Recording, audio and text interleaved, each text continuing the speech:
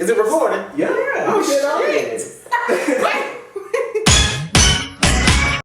My name is Khalil Nichols, also known as Khalil, but I now go by Khalil Nichols. I feel like that one felt more professional. I'm 22 years old. I'm from a small town called Blacksburg, located in South Carolina. You guys have probably, you've been there, but you don't know you've been there. That's how small it is. Like, from Charlotte to Atlanta, you have to pass it on 85. So you went through, you just didn't know it's that small. Small town called Blacksburg. I was raised by my grandmother, but I lived with my mother as well, because she just worked. My mom just worked all the time. I have 3 siblings. One birthed by my mother. The other 2, they wasn't.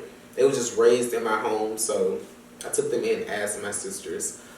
My father left my life at a young age, so I have a stepfather that took the place of that. So I treat him as if he's my father. I remember one time we was at a cookout, and this guy had came up to me. I was like, "How are you doing? How are your grades?" I was like, "I'm good." I just, just answered his questions. Didn't want to be rude. So when he walked away, I asked my mom, I said, "Mom, who's this guy?" She was like, "That's your father." Had never seen this guy a day in my life. Had no idea who he was. The only father I know of is my stepfather, and I treat him as if he is my real father, and I wouldn't have him any other way. And my mother, she was a very independent woman, so she didn't want to depend on a man, which was my stepfather, even though he was there to support her and us. But she didn't want to depend on him too. She was very strong and independent. So I spent most of my life with my grandmother. Now my grandmother helped raised me. She taught me everything I know about life, wisdom, me. She was my second mom, while my original mom couldn't be there. But I understood why my mother couldn't be there, because she had to work to take care of us. I lived with my grandmother my whole entire life. She, up until I left for college, actually, she was there, and so was my uncle. My uncle was basically like a brother, though, but he was sort of in and out of jail, so he wasn't there as often, but when he was there, he was there. The fact that my uncle was in and out of jail, basically my whole life and half of his, it affected my grandma a lot, because she only has 2 kids. That grandma that I'm speaking of, she only has 2 kids. And that was my mother and her brother. But my uncle went to jail plenty of times for the same thing. He had a very strong addiction to marijuana. So with him being addicted to marijuana, and I see how it affects my grandma, I knew exactly how I didn't want to live my life. I didn't want to grow up and be just how he was. I chose how I wanted to live my life based on how he made decisions of living his. I wanted to be the complete opposite. All I've tried to do in this life of mine was to show my grandma that there's other things in life besides what she's been shown. I wanted to be the happiest side of things for her. So I was raised by my grandma, so she basically, handled all of our situations and stuff like that. My mom just took care of basically the financial side. But my stepdad was there. He was there for support and things. He was there as much as he could be, as much as I allowed him to be, because I didn't want to depend on another man, and I know that I wasn't his child either. My sister was. It wasn't me. But he didn't treat me any differently. So I always stood to myself, held my problems myself, did everything for my own that I could. All my problems, I held them into myself. I tried to fix everything on my own. I did not want anyone to help, because I never wanted to seem weak. I was molested as a child. I had a cousin that she used to watch me and babysit me. And one day while everyone was gone, then she took me to the bathroom, because she always take my bath. She was taking care of me all day. She took me to the bathroom. She put this towel down on the floor, and she was like, "Lay there." I didn't understand. So I laid there, and she would get undressed and get on top of me. She told me not to say nothing. She was my favorite cousin, so I never spoke on it. I just let it be what it was to be. I never knew what was going on. I wasn't old enough to understand that I was being molested. And at the time, if I knew what it was, I probably would have said something, but I didn't understand. But this didn't happen once. It happened several times throughout my life. But I never told my mom, because I didn't want there to be anything. I did not want my mom mad at my favorite cousin. It's like your favorite cousin, like, why would you want to get them in trouble? So I never said anything. Even to this day, my mom still don't know about it. Is this the first recorded experience of you speaking about it? Yes. Okay. So I came about acting. My grandma had bought this DVD player, and it was this DVD called Medea I think it was called Medea's, the very first play. I cannot remember.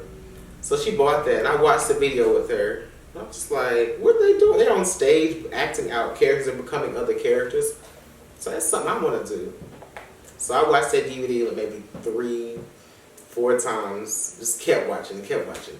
I was like, Grandma, I want to do that. So I watched it so much that I knew the lines. So I started reenacting everything they did while watching the movie. Mom was like, you just want to be seen. You want to be entertained. And I was like, yeah, I think that's what I want to do. I want to entertain. I want to be seen. So growing up, my favorite show was That's So Raven. I used to love watching the show because I would reenact everything that she did because she was just so extra and over the top. Like I got home at 3, the show come on at 4:30. I knew what I had to be at by 4:29. Like I just watched the show every day just to reenact everything that she did because it was just my favorite show. I just love Disney Channel. But so one time I had got in trouble. My punishment was I could not watch That's So Raven for a whole week. Now my grandma did this to me just because she knew I loved the show so much. So she took the show from me. I couldn't watch That's So Raven for a week. I was hurt. It was my favorite show. Even today I still love Raven. But growing up in such a small town, I was like, how is this life possible? Like I don't see any opportunity. Everything I see around me was everything. I see people grow up, go to school, and they done with school. They just stay in the same town we're in. I didn't see those opportunities there. It was no big stores or like there was no big opportunity. Like a freaking Target was not even in my town. You couldn't even find a Target there. That's how small Blacksburg is. So it was like no opportunity. You know how people live in towns now. They see celebrities travel through, do a performance here. You don't see that where I'm from. So I'm like, ain't no way for me to get out of here and nowhere. It's no escape. No way to be on this TV screen. I seen no way out. So growing up, my mother was so strong, so I feel like there was no way for me to show any signs of weakness because I didn't want to be questioned as how I'm the man of the house, but I'm the one that's showing weakness. So I later became angry because I was so silenced to everything that went around in my life. I was so silenced to voice my opinion. I don't know. So I remember I was just so angry as a child, but I was taking it out on the people that I live with instead of the people that caused the problem. Like I wouldn't take it out of my friends. I'd take it out on my parents, or my mother, or my grandmother, or my sisters, and they did nothing to me. I remember one time it was Christmas, and I had got a car. My mom had got me a car. So I wanted to go somewhere, but I was grinding because she had took my keys, and I wanted to go somewhere with my friends. So it was Christmas, and I got so mad. At that point, I was just a very angry person, so I got so mad, so I took the Christmas tree, and I slung it across the living room floor. My little sisters was there watching me as well as my grandma. And I remember my grandma taking them to bed because she did not want them to see that. So growing up, I was just very angry and I was taking it out on my mother. Just always coming for her, always coming for her. I don't know why would I take it out on the person that was trying to support me and, you know, love me the most. But I just kept coming for her. I remember one time she told me, she said, I enjoy my peace better at work than I do at home. Because I remember one time she came home.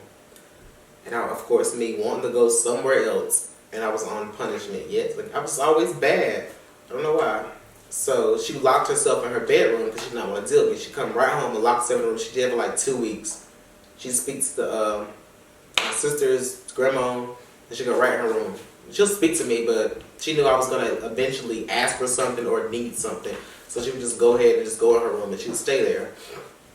I remember one time I was so mean to her. She had locked her door so I couldn't get in. So I was banging on her door. I thought maybe she'd open it, but she didn't because she was over it.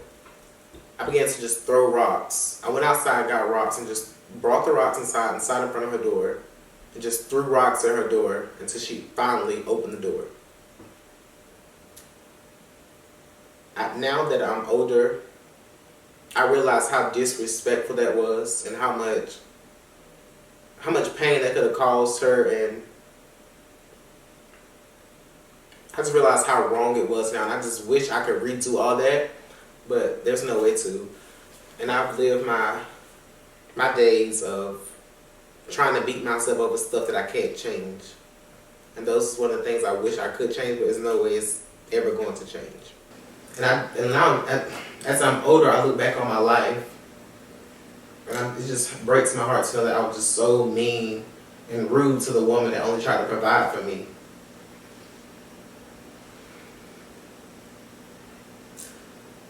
So that's why I go as hard as I go now on everything I do, because I just want to give my mother as well as my grandma everything they've never been shown before. I want to show them there's more to life than what they've already been shown.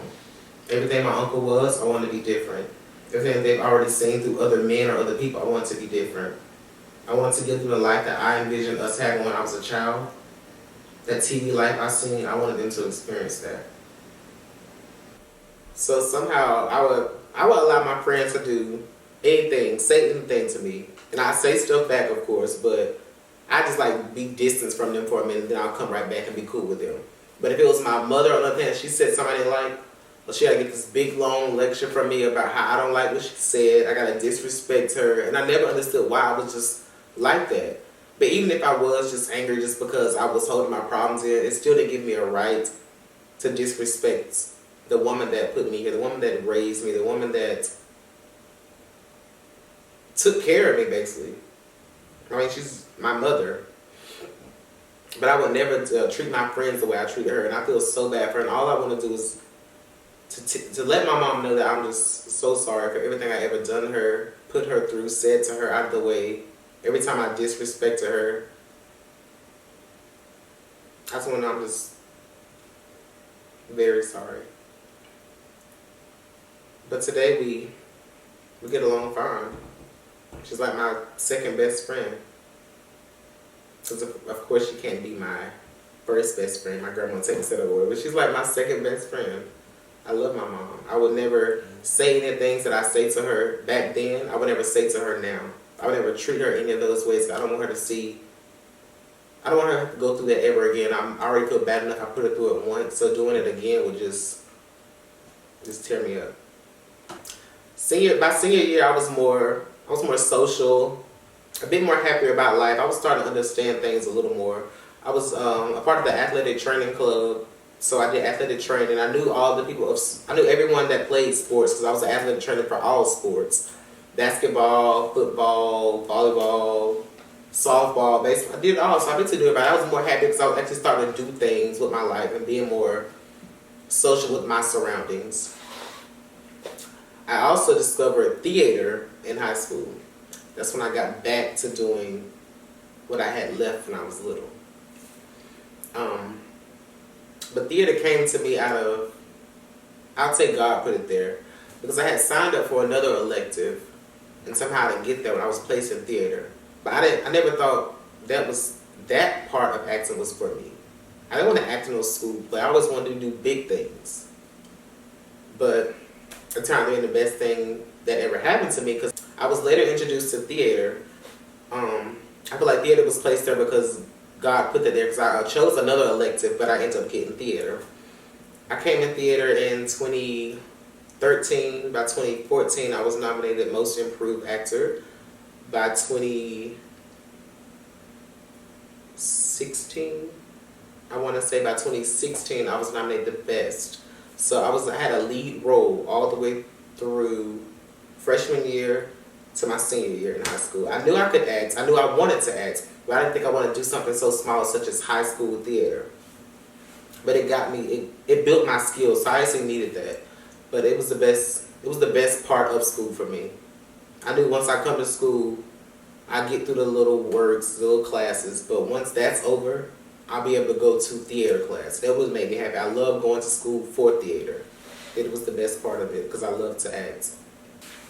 So in senior year, I was finishing with class early, so I didn't do my last trimester of school. I didn't do theater because I would leave early.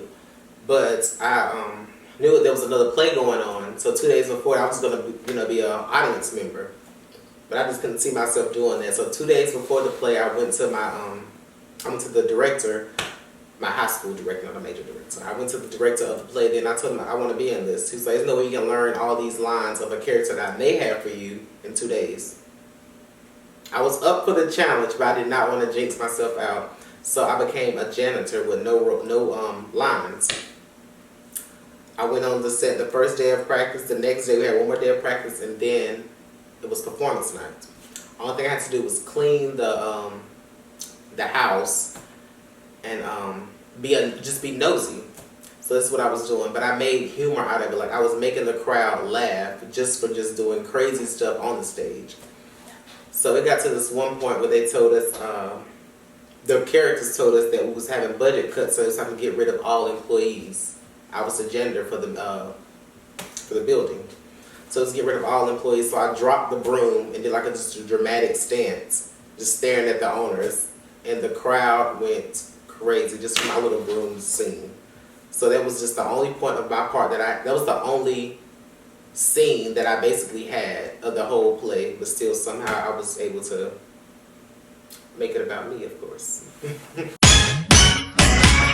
So I graduated and now it's time for me to move for college. 2 weeks prior to me moving, my mom, of course, me being disobedient again, the car that I had, she let it get repoed so I would no longer have to beg her for it. So I'm moving to a new city in 2 weeks with no car, knowing nobody, and now my car is gone.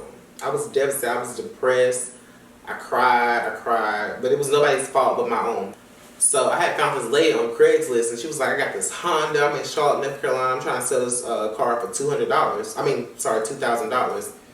like, dang, I don't have that right now. I don't think I have it in my savings. It's $500.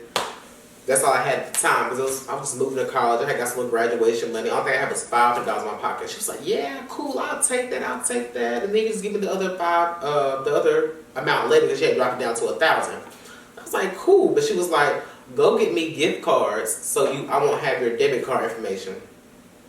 I'm like, oh yeah, that makes sense. I go to Food Line, tell my grandma to take me to Food Line. I go get $500 worth of gift cards. Send this lady all the information off of it. Next thing you know, I'm emailing, hello, hello, nothing. So I was like, this lady has scammed me. So I send threats emails. I'm like, oh my God, I'm going to call the police on you. You're going to jail and third. Nothing. I get a lawyer involved. They end up telling, no, I'm sorry. I ended up asking a lawyer how much they was going to charge me to take over this case or whatever. It was like so many $1,000. I was like, yeah, never mind.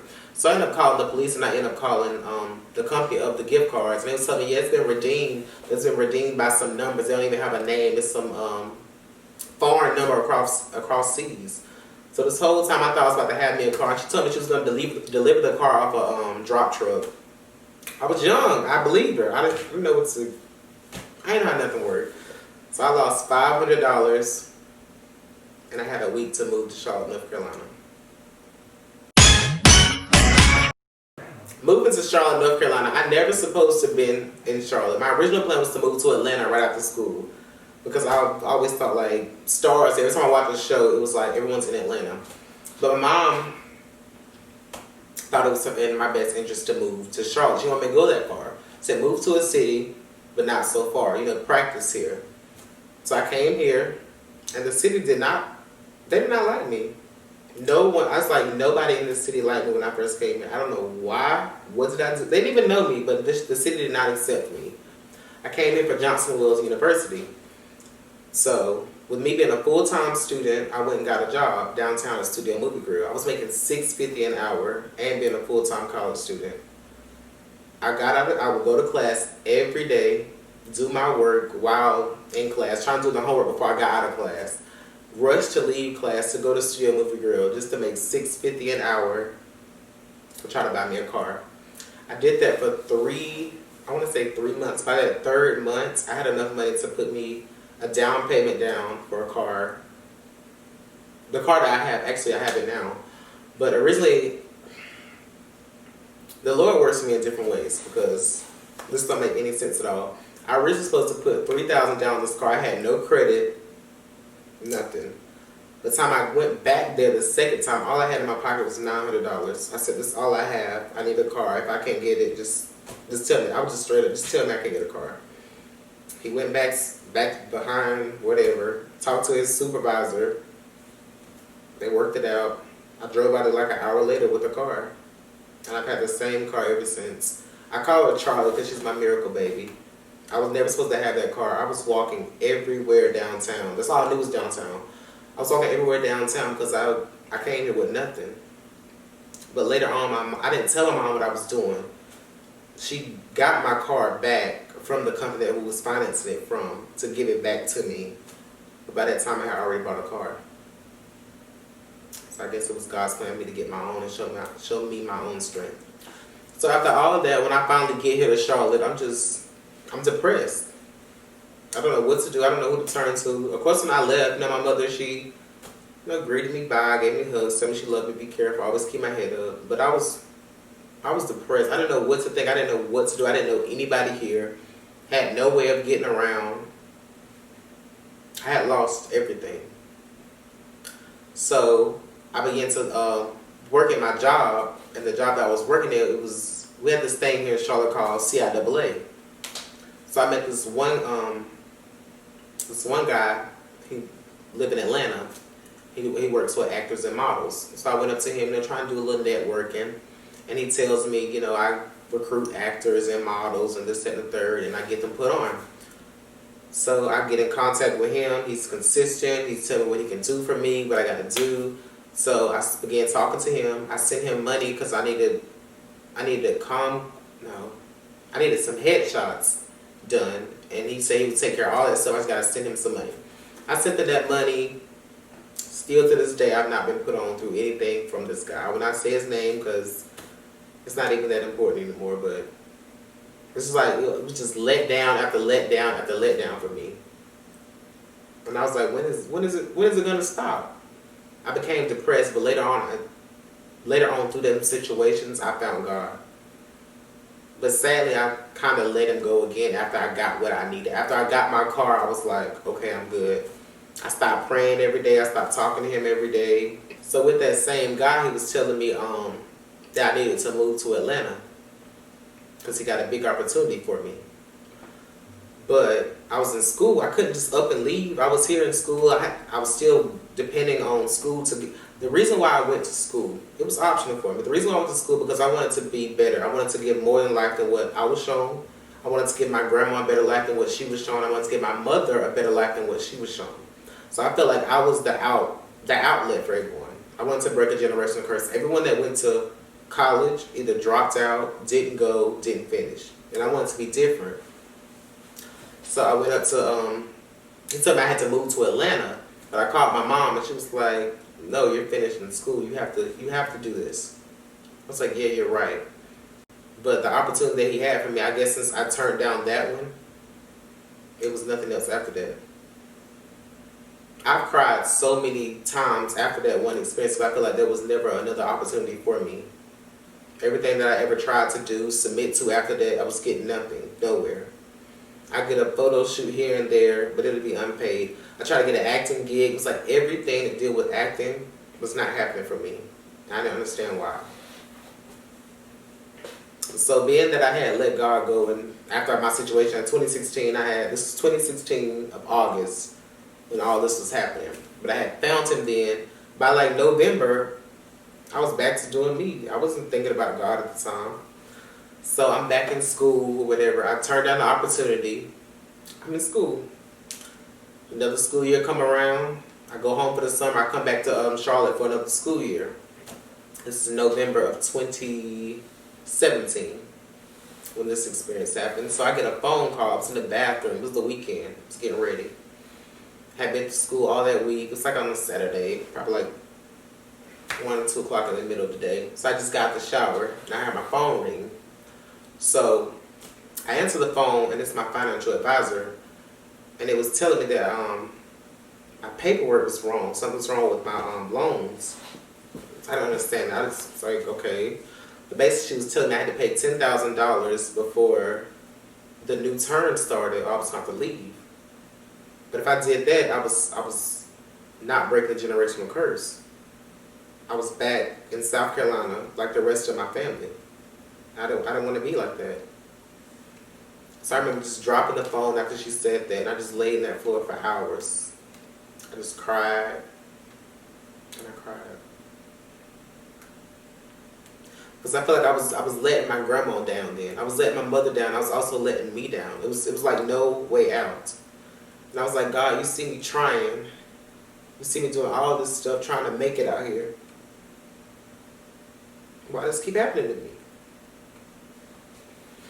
And I just didn't understand why. Why me? I'd have been the one that wanted to do something in life. Why did this keep happening to me? But it didn't make sense to me. So I refused to go back. I stayed there. I stayed with my friend in her dorm for like 2 months after that. I got me a full-time job and I worked. I just kept working until I was able to sign my own lease for my own apartment because I refused to go back home. I called my mom and I told her what was going on. She was trying to get everything worked out with school. There was no way to get it back. It was already too late. You just have to pay the $10,000 or you gotta go. So I told her, whatever you do, don't tell my grandma I'm not in school. Still to this day, my grandma don't know that I'm not in school because I don't want to break her heart. Because all she wanted me to be was great. My grandma brags on me so much.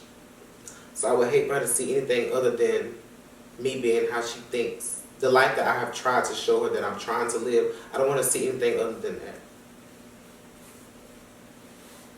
So that was me and my mom's little promise. I said, whatever you do, just never tell her that I'm not in school. I don't know what I'm going to do when it's supposed to be time to graduate because there's going to be no graduation. So I hustled up money. I worked full-time job, lived with my friend, signed for my own apartment. I've been in Charlotte ever since. So by this time, I don't have anything besides a full-time job. Basically, I'm just living a regular life like my other family, just in a different city. So I began to practice my work. I began to submit applications. I start to network through different people, trying to figure out how are they making it, how are they coming up. By this time, I'm meeting friends in Charlotte. I'm meeting creative people that know stuff and know the industry. So I'm doing my own stuff. I said I'm never going to sign with another agency.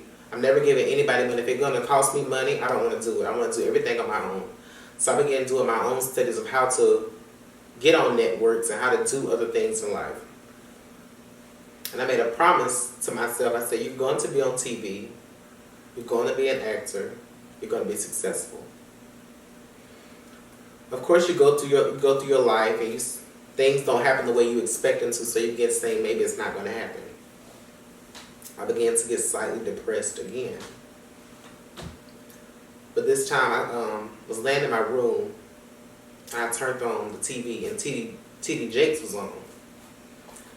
And he said a message. It was this, I didn't know I was different. I didn't know I was me. That was his message. And it was basically saying, I set you apart to be different. I meant for you to be an outcast.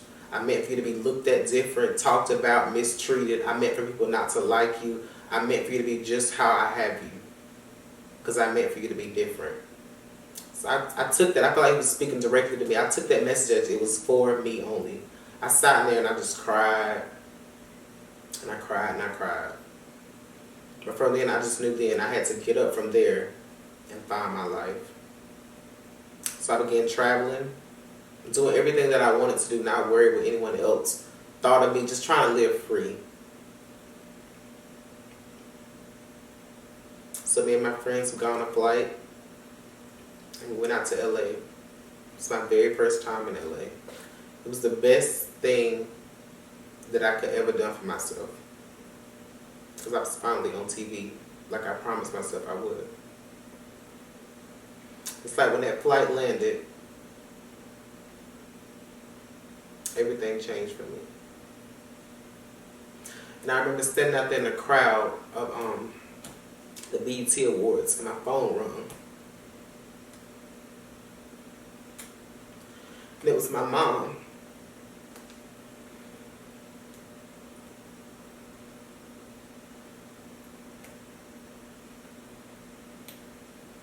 She said, I'm so proud of you. Keep going.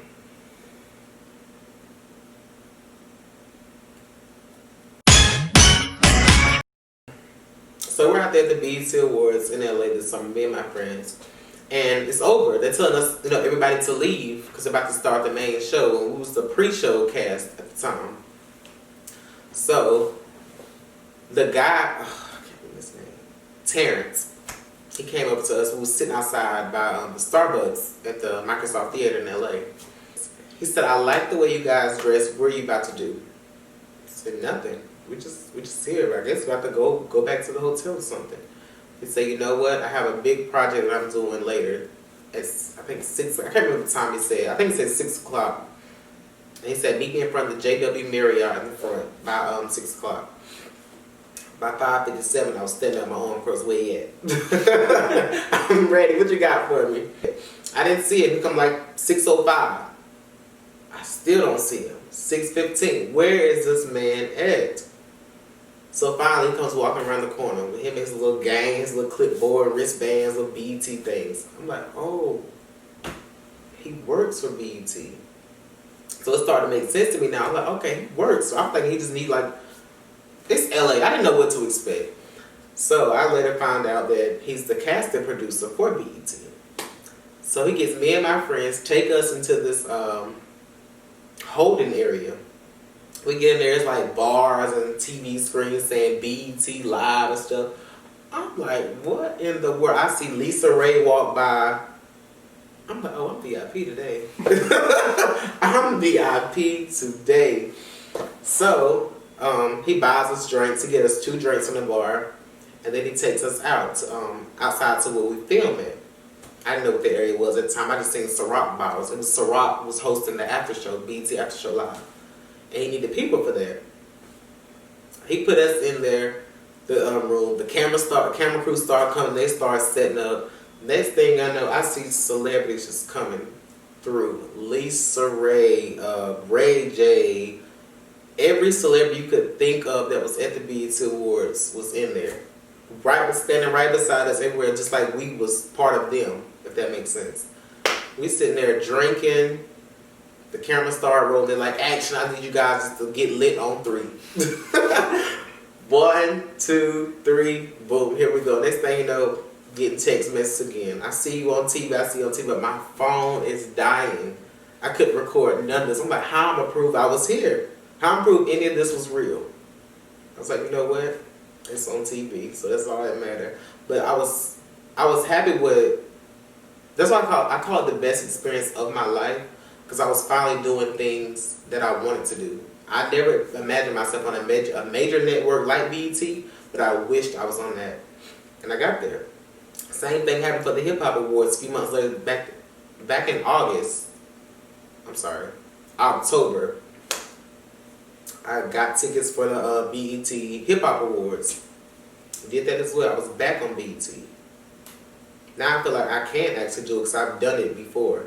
It's like it's hard to be hopeful for yourself when you can't get it to happen. But if you made it happen once, it's like I can keep going from there.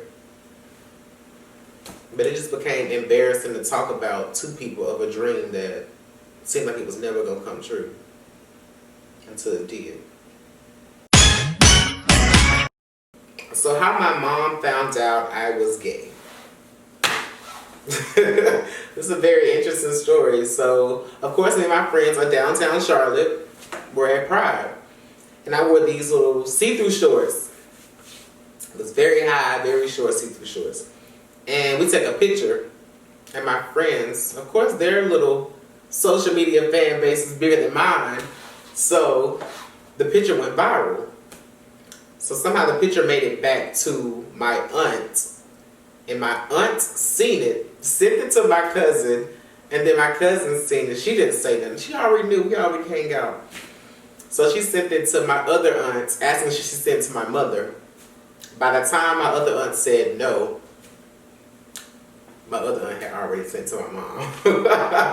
So I'm in the mirror getting dressed. It was early in the morning. My mama texts me, "So you're gay?" I said, "What are you talking about?" I'm like, "What are you talking about?" So she sent me the picture.